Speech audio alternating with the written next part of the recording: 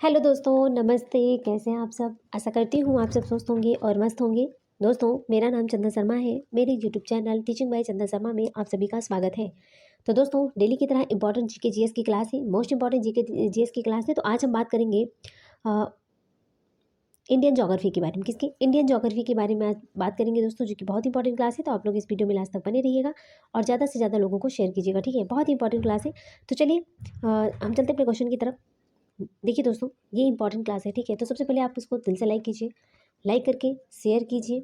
उसके बाद में जो भी पहली बार हमारे चैनल पर विजिट कर रहे हैं, पहली बार हमें सुन रहे हैं, सबसे पहले चैनल को सब्सक्राइब करेंगे। क्या करेंगे? चैनल को सब्सक्राइब करेंगे और बेल आइकन को प्रेस करेंगे, जिससे नेक्स्ट नोटिफिकेशन उन तक जरूर पहुंचे। तो चलिए दोस्तों, इसी के साथ हम चलते हैं अपने क्वेश्चन की तरफ। मेरा फर्स्ट क्वेश्चन है कि कितने भारतीय राज्यों की सीमाएं नेपाल से जुड़ी हुई हैं? कितने भारतीय राज्यों की जो सीमाएं हैं वो नेपाल से जुड़ी हुई हैं? ऑप्शन ए है 8, ऑप्शन बी है 3, ऑप्शन सी है 4, ऑप्शन डी है 5। तो कितने भारतीय राज्यों की सीमाएं हैं जो कि नेपाल से जुड़ी हुई हैं? तो इसका राइट आंसर हो जाएगा 5। वो कौन कौन सी हैं? सबसे पहले है उत्तराखंड, उत्तर प्रदेश, ठीक है, बिहार है दोस्तों, वेस्ट बंगाल है, ठीक, वेस्ट बंगाल है और सिक्किम, ठीक है। तो 5 राज्य हैं जो कि नेपाल से सीमा को साझा करती हैं। चलिए आगे देखते हैं। नेक्स्ट क्वेश्चन है हमारा। नेक्स्ट क्वेश्चन है दोस्तों, भारत देश का दक्षिणतम बिंदु कौन सा है? भारत देश का दक्षिणतम बिंदु कौन सा है? ऑप्शन ए है कैप कोमोरिन, बी है कन्याकुमारी, सी है करौंडी, डी है इंदिरा पॉइंट। तो भारत देश का जो दक्षिणतम बिंदु कौन सा है? यहाँ पर क्या पूछा गया है? दक्षिणतम बिंदु पूछा गया है। तो इसका राइट आंसर हो जाएगा ऑप्शन डी, इंदिरा पॉइंट जो है वो भारत देश का दक्षिणतम बिंदु माना जाता है। चलिए नेक्स्ट क्वेश्चन पे बात करते हैं। भारत पूरी तरह से पृथ्वी के फिल इन द ब्लैंक्स गोलार्ध और भाग में स्थित है। भारत पूरी तरह से पृथ्वी के किस गोलार्ध और भाग में स्थित है? ऑप्शन ए है उत्तरी या फिर पूर्वी, बी है उत्तरी दक्षिणी, सी है दक्षिणी पूर्वी, डी है पूर्वी पश्चिमी। तो भारत पूरी तरह से पृथ्वी के किस गोलार्ध में और भाग में स्थित है? तो इसका राइट आंसर हो जाएगा दोस्तों, इसका राइट आंसर हो जाएगा ऑप्शन ए, उत्तरी और पूर्वी। देखिए, भारत जो है वो भारत पूरी तरह से पृथ्वी के उत्तरी गोलार्ध, किसमें दोस्तों? उत्तरी गोलार्ध और पूर्वी भाग में स्थित है। कहाँ पर? उत्तरी गोलार्ध और पूर्वी भाग में स्थित है। Option is the right answer. चलिए आगे देखते हैं। नेक्स्ट क्वेश्चन है दोस्तों, एकमात्र भारतीय राज्य कौन सा है जिसकी सीमा सिक्किम राज्य से जुड़ी हुई है? वो एकमात्र राज्य कौन सा है जिसकी सीमा सिक्किम राज्य से जुड़ी हुई है? ऑप्शन ए है पश्चिम बंगाल, बी है मिजोरम, सी है असम, डी है ओडिशा। तो इसका राइट आंसर क्या हो जाएगा? बताइए, आप लोग बताइए कि एकमात्र भारतीय राज्य वो कौन सा है जिसकी सीमा सिक्किम राज्य से जुड़ी हुई है? इसका राइट आंसर हो जाएगा ऑप्शन ए, पश्चिम बंगाल। पश्चिम बंगाल की सीमा जो है ना वो सिक्किम से जुड़ी हुई है। चलिए आगे देखते हैं। देखिए दोस्तों, सबसे पहले आप लोग क्या कीजिए, सबसे पहला काम है आप लोगों को, जितने भी लोग देख रहे हैं ना वीडियो, सब लोग पहले लाइक करो, ठीक। लाइक करने के बाद सब सारे जितनी दोस्तों हैं, जितने आपके दोस्त हैं, जो भी आपकी सोशल मीडिया, आप सबसे ज़्यादा इस सेशन को शेयर करो और दिल से लाइक करो, ठीक है? दिल से लाइक करो और शेयर करो। उसके बाद में आगे नेक्स्ट क्वेश्चन पे चलते हैं। चलिए फटाफट आप लोग कर दीजिए, उसके बाद में हम नेक्स्ट क्वेश्चन पे चलते हैं। चलिए करिए भाई, फटाफट कीजिए। देखिए, हम आप लोगों के लिए इतना मेहनत करते हैं और आप लोग कोई भी रिस्पॉन्सिबिलिटी नहीं निभाते, है ना? आप लोग कोई भी। चलिए आगे देखते हैं। नेक्स्ट क्वेश्चन पे बात करते हैं दोस्तों। रेड क्लिफ रेखा किन दो देशों के बीच अंतर्राष्ट्रीय सीमा रेखा है? तो रेड क्लिफ रेखा किन दो देशों के बीच की अंतर्राष्ट्रीय सीमा रेखा है? ऑप्शन ए है भारत और बांग्लादेश, बी है भारत और पाकिस्तान, सी है भारत और नेपाल, डी है भारत और चाइना। तो रेड क्लिफ रेखा किन दो देशों के बीच अंतर्राष्ट्रीय सीमा रेखा है? इसका राइट आंसर हो जाएगा ऑप्शन बी, भारत और पाकिस्तान। भारत और पाकिस्तान के बीच की जो अंतर्राष्ट्रीय सीमा है उसको क्या कहते हैं? रेड क्लिफ रेखा कहते हैं। चलिए आगे देखते हैं दोस्तों। नेक्स्ट क्वेश्चन है, भारत और पाकिस्तान के बीच की सीमा क्या कहलाती है?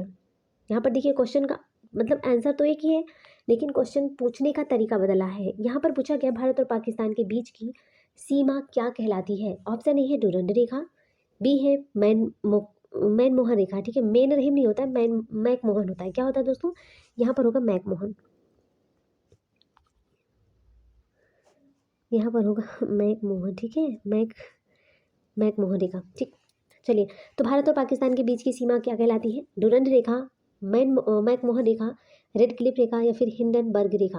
तो इसका राइट आंसर हो जाएगा दोस्तों, इसका राइट आंसर हो जाएगा भारत और पाकिस्तान, अभी हमने पढ़ा है ऑप्शन सी। ऑप्शन सी हो जाएगा रेड क्लिफ रेखा। ठीक है, रेड क्लिफ रेखा। मैकमोहन रेखा तो भारत और चाइना के बीच में जो सीमा साझा करता है, अंतर्राष्ट्रीय सीमा साझा जो करता है ना, उसको जो है मैकमोहन कहते हैं। ओके, चलिए आगे देखते हैं। नेक्स्ट क्वेश्चन है, ये दोस्तों क्वेश्चन बहुत ज़्यादा इंपॉर्टेंट है, ये क्वेश्चन बहुत ज़्यादा इंपॉर्टेंट है। ठीक है, इसको नोट डाउन कर लीजिएगा या स्टाइल लगा लीजिएगा कि माउंट गाडविन आस्टिन K2 की ऊंचाई कितने मीटर है? Mount गाडविन Austen K2, mount गाडविन Austen K2 की ऊंचाई कितनी है? तो ऑप्शन ए है 8,848 मीटर, बी है 8,126 मीटर, सी है 8,586 मीटर, डी है 8,611 मीटर। तो माउंट गाडविन, क्या पूछा गया है? माउंट गाडविन आस्टिन K2 की ऊंचाई कितने मीटर है? इसका राइट आंसर हो जाएगा दोस्तों ऑप्शन डी, 8,611 मीटर है। कितनी है? 8,611 मीटर, 8,611 मीटर है।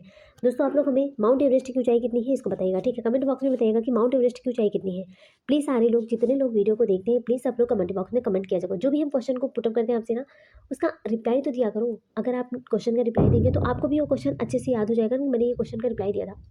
गलत होगा तो भी आपके माइंड में हो जाएगा, और सही होगा फिर भी। अगर गलत है तो आपको याद हो जाएगा। ठीक है, हम सही तो बताएंगे ना, हम सही बताएंगे ना कि उसका आंसर क्या है।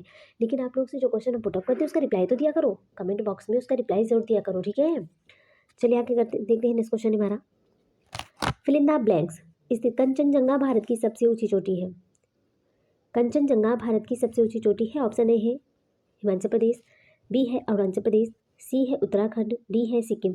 तो किस राज्य में जो कंचनजंगा है भारत की सबसे ऊंची चोटी है, कहाँ पर स्थित है? इसका राइट आंसर हो जाएगा ऑप्शन डी, सिक्किम में। सिक्किम में स्थित कंचनजंगा जो है वो भारत की सबसे ऊंची चोटी है। ये भी क्वेश्चन पूछा जाएगा, बहुत ही ज़्यादा रिपीटेड क्वेश्चन है। नेक्स्ट क्वेश्चन है, चलिए आगे देखते हैं। नेक्स्ट क्वेश्चन है हमारा,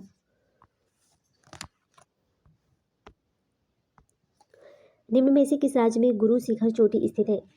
निम्न में से किस राज्य में गुरु शिखर चोटी है? ऑप्शन ए है महाराष्ट्र, बी है गुजरात, सी है मध्य प्रदेश, डी है राजस्थान। तो किस राज्य में गुरु शिखर चोटी स्थित है? इसका राइट आंसर हो जाएगा ऑप्शन डी, राजस्थान। कहाँ पर है? राजस्थान में गुरु शिखर और चोटी है। ओके, आगे देखते हैं। नेक्स्ट क्वेश्चन है, नीलगिरी पहाड़ियों को किस नाम से जाना जाता है? नीलगिरी पहाड़ियों को किस नाम से जाना जाता है? ऑप्शन ए है संसार की छत, बी है पहाड़ियों का राजा, सी है चाय का खजाना, डी है नीला पर्वत। तो नीलगिरी जो पहाड़ियाँ हैं, नीलगिरी पहाड़ियों को किस नाम से जाना जाता है? इसका राइट आंसर क्या हो जाएगा दोस्तों? इसका राइट आंसर हो जाएगा ऑप्शन डी। तो इसका राइट आंसर हो जाएगा नीला पर्वत। नीलगिरी पहाड़ियों को किस नाम से जाना जाता है? नीला पर्वत के नाम से। नेक्स्ट क्वेश्चन है कि माउंट एवरेस्ट कहाँ स्थित है? माउंट एवरेस्ट कहाँ स्थित है? ऑप्शन ए है तिब्बत, बी है भारत, सी है नेपाल, डी है भूटान। तो माउंट एवरेस्ट कहाँ पर स्थित है? इसका राइट आंसर हो जाएगा ऑप्शन सी, नेपाल में। तो माउंट एवरेस्ट की ऊंचाई कितनी है? माउंट एवरेस्ट की जो ऊंचाई है दोस्तों, ये है 8,848 मीटर। 8,848 मीटर, ये है एनसीईआरटी बुक का डाटा। ओके, तो 8,848 मीटर ये माउंट एवरेस्ट की ऊंचाई है। दशमलव में 8,6 है। ओके, दशमलव में भी है, लेकिन 8,848 मीटर ये कन्फर्म है। ओके, चलिए आगे देखते हैं। नेक्स्ट क्वेश्चन है हमारा, गुरु शिखर क्या है? गुरु शिखर क्या है? ऑप्शन ए है अरावली रेंज में सबसे ऊंची चोटी, बी है एक प्रसिद्ध सिख कवि, सी है एक प्राचीन भारतीय सूफी संत, डी है 19वीं सदी का साहित्य। तो गुरु शिखर क्या है? यहाँ पर पूछा जा रहा है कि गुरु शिखर है क्या? इसका राइट आंसर हो जाएगा ऑप्शन ए, अरावली रेंज में सबसे ऊंची चोटी को गुरु शिखर के नाम से जाना जाता है। नेक्स्ट क्वेश्चन है, गोदावरी नदी का उद्गम किस स्थान से होता है? गोदावरी नदी का जो उद्गम है वो किस स्थान से होता है? ऑप्शन ए है कुर्ग की पहाड़ियाँ, बी है यमुनोत्री, सी है ब्रह्मगिरी की पहाड़ियाँ, डी है गंगोत्री। तो गोदावरी नदी का जो उद्गम है वो किस स्थान से होता है? इसका राइट आंसर हो जाएगा ऑप्शन सी, ब्रह्मगिरी की पहाड़ियों से गोदावरी नदी का उद्गम होता है। ओके, चलिए नेक्स्ट क्वेश्चन पे बात करते हैं। बारी दोआब, जो बारी दोआब होता है, फिल इन द ब्लैंक्स के बीच का क्षेत्र है। ये जो बारी दोआब है ना, ये किसके बीच का क्षेत्र होता है? ऑप्शन ए है रावी और गंगा, बी है ब्यास और रावी, सी है सतलज और रावी, डी है ब्यास और सतलज। तो Bari Doab fill in the blanks के बीच का क्षेत्र है। किसके बीच का क्षेत्र है? इसका राइट आंसर हो जाएगा ऑप्शन बी, ब्यास और रावी। किसका होता है? ब्यास और रावी के बीच का क्षेत्र है बारी दोआब। बाहरी दोआब जो होता है ब्यास और रावी के बीच का क्षेत्र होता है। वेरी इंपॉर्टेंट क्वेश्चन है। चलिए आगे देखते हैं। नेक्स्ट क्वेश्चन है हमारा दोस्तों, नेक्स्ट क्वेश्चन है यमुना नदी। यमुना नदी फिल इन द ब्लैंक्स में गंगा से मिलती है। यमुना नदी कहाँ पर गंगा से मिलती है? ऑप्शन ए है हरिद्वार, बी है ऋषिकेश, सी है इलाहाबाद, डी है पटना। तो यमुना नदी गंगा में कहाँ से यमुना नदी जो है वो कहाँ पर गंगा से मिलती है? इसका राइट आंसर हो जाएगा दोस्तों ऑप्शन सी इलाहाबाद में। इलाहाबाद में जो यमुना नदी है ना वो गंगा से मिलती है। आप जानते हैं कि इलाहाबाद में क्या है? तो संगम, 3 धाराओं का संगम है इलाहाबाद में। ओके, गंगा यमुना सरस्वती का। चलिए आगे देखते हैं। नेक्स्ट क्वेश्चन है दोस्तों, इंदिरा गांधी नहर कमान क्षेत्र को पूर्व में किस नाम से जाना जाता है? इंदिरा गांधी नहर कमान क्षेत्र को पूर्व में किस नाम से जाना जाता है? ऑप्शन ए है राजस्थान नहर, बी है पंजाब नहर, सी है हरियाणा नहर, डी है गुजरात नहर। तो इंदिरा गांधी जो नहर कमान क्षेत्र है इसको पूर्व में किस नाम से जाना जाता है? इसका राइट आंसर हो जाएगा ऑप्शन ए राजस्थान नहर। क्या बोलते हैं इसको? राजस्थान नहर बोलते हैं। ठीक है, option A is the right answer. Next question है कि किस नदी को बंगाल का शोक के नाम से जाना जाता है?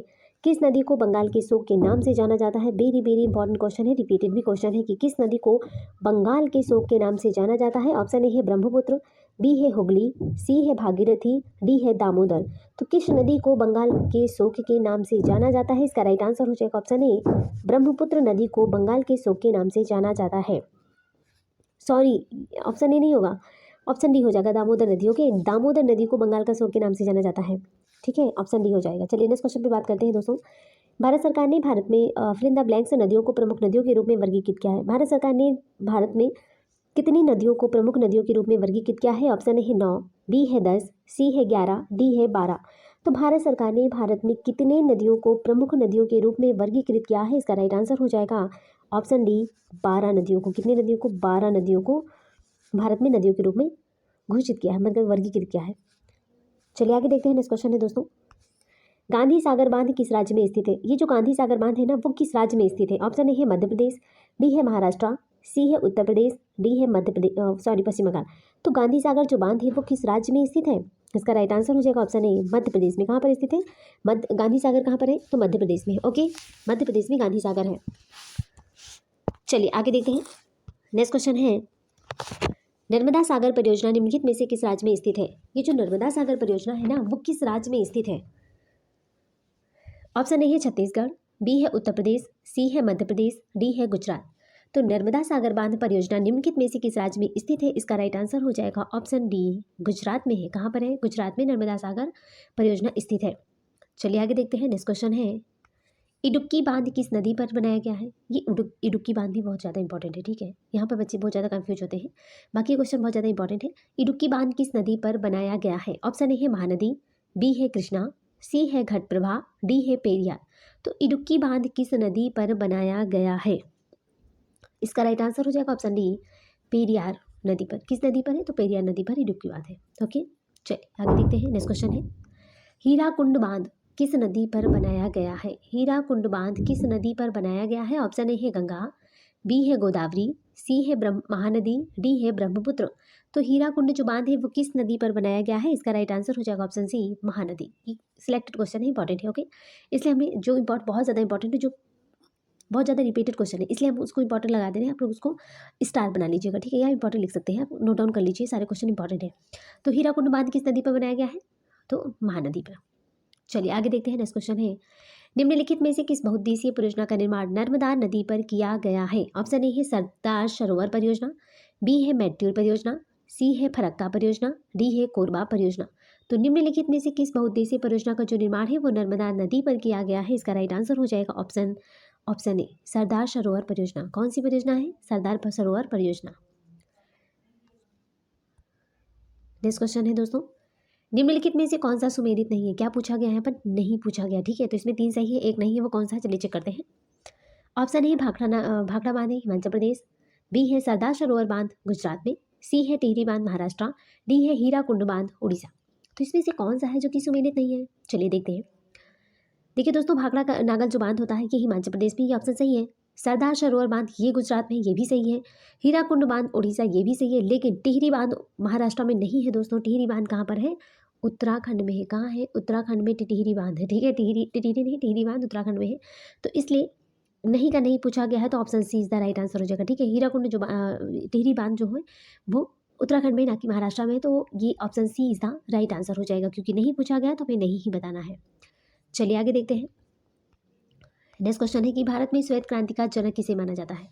भारत में श्वेत क्रांति का जनक किसे माना जाता है? क्या पूछा गया? श्वेत। देखिए क्वेश्चन को आप लोग ठीक से पढ़िएगा, क्योंकि एग्जाम हॉल में काफ़ी बच्चे यही गलती कर देते हैं कि वो क्वेश्चन को नहीं पढ़ते, पूरा क्वेश्चन पढ़ते नहीं कि क्वेश्चन पूछा क्या जा रहा है। वो फटाक से ना एम एस स्वामीनाथन पर लगा देंगे, फटाक से, बिना अरे देखे नहीं कि फटाक से एम एस स्वामीनाथन। अरे यार, भारत में श्वेत क्रांति पूछा गया है। क्या पूछा गया है? श्वेत क्रांति। तो इसलिए हमको क्वेश्चन को अच्छे से पढ़ना होगा। ये गलती आप लोग कभी मत करना, वरना 1 नंबर से आप सिलेक्शन से बाहर हो जाएंगे। ठीक है, तो भारत में श्वेत क्रांति का जनक किसे माना जाता है? ऑप्शन ए है एम एस स्वामीनाथन, बी है वर्गीज कुरियन, सी है इंदिरा गांधी, डी है अरुण कृष्णन। तो भारत में जो श्वेत क्रांति है इसके जनक है दोस्तों Verghese Kurien. Option B is the right answer. क्या हो जाएगा? Option B is the right answer. ये क्वेश्चन इंपॉर्टेंट है। चलिए आगे देखते हैं। भारत के सुंदरबन डेल्टा में किस प्रकार के वन पाए जाते हैं? भारत के सुंदरबन डेल्टा में किस प्रकार के वन पाए जाते हैं? ऑप्शन है उष्णकटिबंधीय, बी है पर्णपाती झाड़ियाँ, सी है अल्पाइन, डी है मैनग्रोव। तो भारत के सुंदरबन डेल्टा में किस प्रकार के वन पाए जाते हैं? इसका राइट आंसर हो जाएगा ऑप्शन डी, मैनग्रोव वन। कौन सा वन है? मैनग्रोव वन होता है। ये भी इंपॉर्टेंट है क्वेश्चन से। ठीक है, चलिए आगे देखते हैं। नेक्स्ट क्वेश्चन है, भारत में सर्वाधिक व्यापक वनों के प्रकार कौन से हैं? भारत में सर्वाधिक व्यापक वनों के प्रकार कौन से हैं? ऑप्शन ए है पर्णपाती वन, बी है कटीले वन, सी है ज्वारीय वन, डी है पर्वतीय वन। तो भारत में जो सर्वाधिक व्यापक जो वन है वो वन के कौन से प्रकार होते हैं? इसका राइट आंसर हो जाएगा ऑप्शन ए, पर्णपाती वन। कौन सा होता है? ऑप्शन ए, पर्णपाती वन। ओके, चलिए नेक्स्ट क्वेश्चन पे बात करते हैं दोस्तों। एम एस स्वामीनाथन भारत में हुई इनमें से किस आर्थिक क्रांति से संबंधित है? एम एस स्वामीनाथन भारत में हुई किस आर्थिक क्रांति के नाम से जानते हैं? इसका राइट आंसर हो जाएगा दोस्तों ऑप्शन बी हो जाएगा हरित क्रांति। एम एस स्वामीनाथन जो है दोस्तों वो हरित क्रांति से संबंधित है। वर्गीज कुरियन जो है वह श्वेत क्रांति से संबंधित है। ओके, और गुलाबी झींगा और पीली तिलहन से। ओके, चलिए आगे देखते हैं। नेक्स्ट क्वेश्चन है हमारा, हरित क्रांति निम्नलिखित में से किससे संबंधित है? हरित क्रांति निम्नलिखित में से किससे संबंधित है? ऑप्शन ए है मछली उत्पादन, बी है दुग्ध उत्पादन, सी है खाद्य और अनाज उत्पादन, डी है तेल और बीज उत्पादन। हरित क्रांति पूछा गया है दोस्तों, तो इसका राइट आंसर हो जाएगा ऑप्शन सी, खाद्य और अनाज उत्पादन से संबंधित है हरित क्रांति। और इसके हरित क्रांति के जनक कौन है? एम एस स्वामीनाथन है, और श्वेत के कौन है? वर्गीज कुरियन है। आप कंफ्यूज मत होइएगा। ओके, चलिए नेक्स्ट क्वेश्चन पे बात करते हैं। भारत में नीली क्रांति का संबंध किससे है? तो भारत में नीली क्रांति का जो संबंध है किससे है? ऑप्शन ए है दुग्ध उत्पादन, बी है रेशम उत्पादन, सी है कृषि, डी है मत्स्यायन। तो नीली क्रांति पूछा गया है, तो नीली क्रांति का जो संबंध है दोस्तों वो है, नीली क्रांति का संबंध होता है मत्स्य उत्पादन से। ठीक है, option D is the right answer. Next question है, निम्न में से किसका संबंध भारत में हुई श्वेत क्रांति से नहीं है? यहाँ पर पूछा गया है नहीं। तो निम्न में से किसका संबंध है जो कि भारत में हुई श्वेत क्रांति से संबंधित नहीं है? ऑप्शन ए है अमूल, बी है नॉर्मल बोरलाग, सी है आनंद, डी है डॉक्टर वर्गीज कुरियन। तो किसका जो संबंध है वो श्वेत क्रांति से नहीं है? इसका राइट आंसर हो जाएगा ऑप्शन बी, नॉर्मन बोरलाग। किसका? नॉर्मन बोरलाग का जो संबंध है ना वो श्वेत क्रांति से नहीं है। बाकी अमूल का भी है, आनंद का है और डॉक्टर वर्गीज कुरियन का है। चलिए आगे देखते हैं। नेक्स्ट क्वेश्चन है दोस्तों, इनमें से किसे मिल्क मैन ऑफ इंडिया कहा जाता है? किसे मिल्क मैन ऑफ इंडिया कहा जाता है? ऑप्शन ए है वर्गीज कुरियन, बी है अर्जुन देव, सी है चरण सिंह, डी है मनोज कुमार। कौन है जिनको मिल्क मैन ऑफ इंडिया कहा जाता है? बताइए, मिल्क मैन ऑफ इंडिया किसे कहा जाता है? इसका राइट आंसर हो जाएगा ऑप्शन ए, वर्गीज कुरियन को। किसी वर्गीज कुरियन को मिल्क मैन ऑफ इंडिया के नाम से जाना जाता है। नेक्स्ट क्वेश्चन है कि पीली क्रांति किसे संदर्भित करती है? पीली क्रांति किसे संदर्भित करती है? ऑप्शन ए है दुग्ध उत्पादन में वृद्धि, बी है मत्स्य उत्पादन में वृद्धि, सी है तिलहन उत्पादन में वृद्धि, डी है कॉफी उत्पादन में वृद्धि। तो पीली क्रांति, पीली से हमने बताया ना तिलहन से संबंधित होता है। Option C is the right answer हो जाएगा। नेक्स्ट क्वेश्चन है, भारत के कौन से राज्य में कोयले का सर्वाधिक भंडार है? भारत के कौन से राज्य में कोयले का सर्वाधिक भंडार है? ऑप्शन ए है पश्चिम बंगाल, बी है झारखंड, सी है उड़ीसा, डी है छत्तीसगढ़। तो भारत के कौन से राज्य में कोयले का सर्वाधिक भंडार होता है दोस्तों? इसका राइट आंसर हो जाएगा ऑप्शन बी, झारखंड में। कहाँ पर है? झारखंड में। नेक्स्ट क्वेश्चन है, डिगबोई खानों में से निम्नलिखित में से कौन सा प्रचुर मात्रा में पाया जाता है?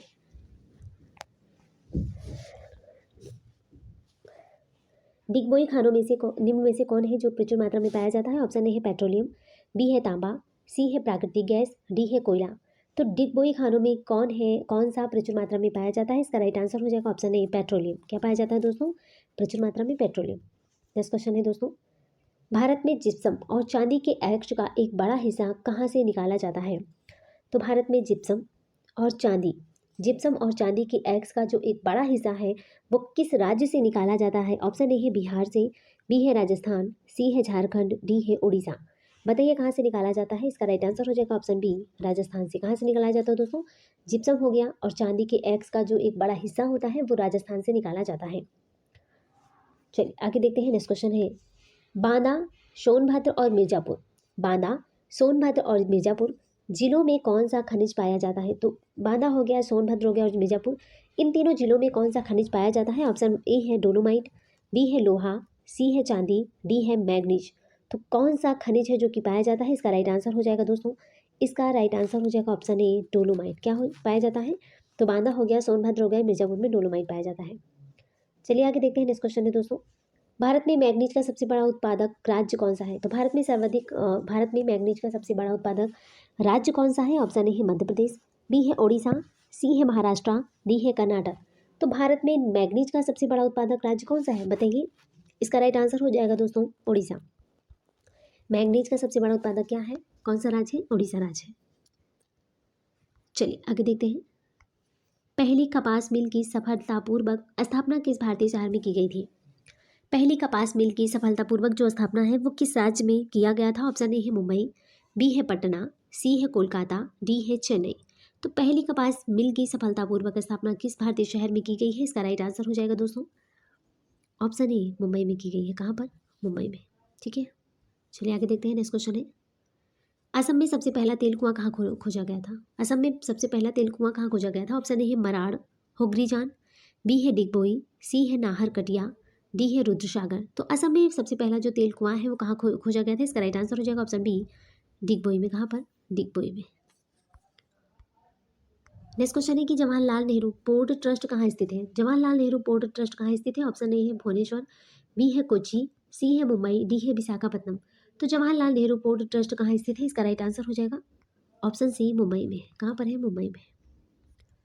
नेक्स्ट क्वेश्चन है कि मिसिंग जनजाति के लोग किस द्वीप में निवास करते हैं? मिसिंग जनजाति के जो लोग होते हैं ना वो कहाँ निवास करते हैं? क्वेश्चन बहुत ज़्यादा इंपॉर्टेंट है।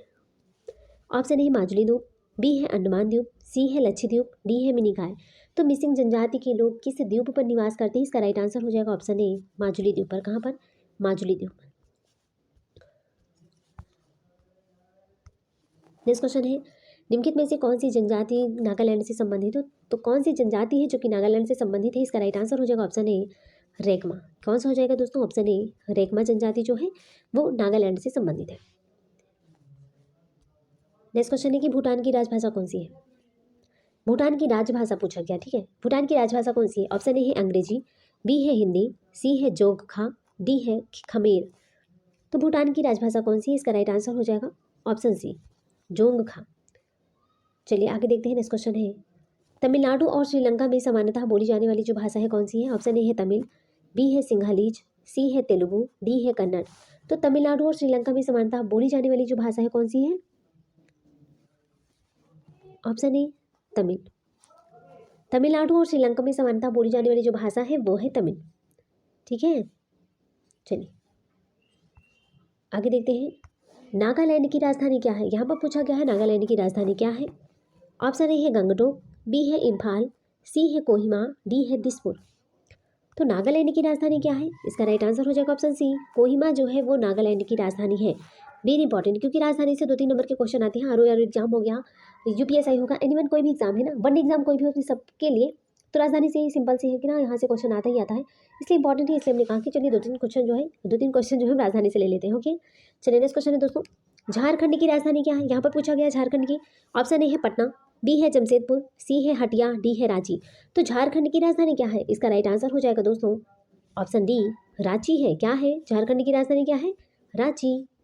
चलिए आगे देखते हैं। हिमाचल प्रदेश की दूसरी राजधानी, यहाँ पर पहले नहीं पूछा गया है। हिमाचल प्रदेश की दूसरी राजधानी क्या है, इसका पूछा गया है। ऑप्शन ए है मनाली, बी है मंडी, सी है धर्मशाला, डी है कुल्लू। तो हिमाचल प्रदेश की दूसरी राजधानी क्या है दोस्तों, इसका राइट आंसर हो जाएगा ऑप्शन सी धर्मशाला, जो कि 2017 में हिमाचल प्रदेश की दूसरी राजधानी बनी है धर्मशाला। ओके, चलिए तो दोस्तों हमने यहाँ पर 50 प्लस क्वेश्चन को डिस्कस किया। कितने? 50 प्लस क्वेश्चन को डिस्कस किया है। Thanks for watching. दिल से बने रहने के लिए दोस्तों अगर आप हमारे चैनल पर पहली बार विजिट करें तो सबसे पहले आप चैनल को सब्सक्राइब करके बेल आइकन को प्रेस करेंगे, जिससे नेक्स्ट नोटिफिकेशन आप तक जरूर पहुंचे। और आपको ये सेशन कैसा लगा, इसके लिए आपको दिल से लाइक करना है दोस्तों। दिल से कमेंट करके बताइए ना, दिल से कमेंट करके आपको बताना है कि आपको हमारी वीडियो कैसी लगी, आपको हमारा कंटेंट कैसा लगा। ओके, और इसको ज़्यादा से ज़्यादा दोस्तों शेयर करो, ठीक है। ज़्यादा से ज़्यादा लोगों को शेयर करो, जिससे दूसरों को भी बेनिफिट मिल सके। बहुत ही ज़्यादा इंपॉर्टेंट क्लास रहती है दोस्तों। आप लोग हमारा सपोर्ट नहीं करते, हम आपको आपके लिए हम डेली वीडियो लेकर आते हैं। एनी सब्जेक्ट आप अपनी क्यों भी नहीं बताते कि आपको कौन सा सब्जेक्ट चाहिए, लेकिन फिर भी मैं कोशिश कर रही हूँ। जीके जीएस भी है, साइंस भी है। ओके, हम हर सब्जेक्ट को यहाँ पर लेकर चल रहे हैं। ऐसा नहीं कि मैं एक ही सब्जेक्ट को पढ़ा रही हूँ, जीके जीएस की भी क्लास लेकर आती हूँ, साइंस की भी, जो साइंस बैकग्राउंड से बच्चे हैं, और जो एग्जाम है उस सारे एग्जाम की भी प्रिपरेशन करा रही हूँ। लेकिन आप लोग जो है ये सपोर्ट नहीं करते हैं। तो चलिए दोस्तों, आप लोग हमारे जो है, अगर आपको पीडीएफ चाहिए ना, आपको अगर पीडीएफ चाहिए ना, तो आप हमारी व्हाट्सअप नंबर 8840137521 पर व्हाट्सअप कीजिए, ठीक है। इस नंबर पर आप हमें व्हाट्सअप कीजिए, हम वहाँ पर आप हमसे ऐड हो जाएंगे। उसके बाद में हम वहीं पर आपको जो पीडीएफ है उसको प्रोवाइड कर देंगे। ओके, तो चलिए दोस्तों, इसी के साथ हम मिलते हैं नेक्स्ट वीडियो में। तब तक के लिए bye bye, take care, see you.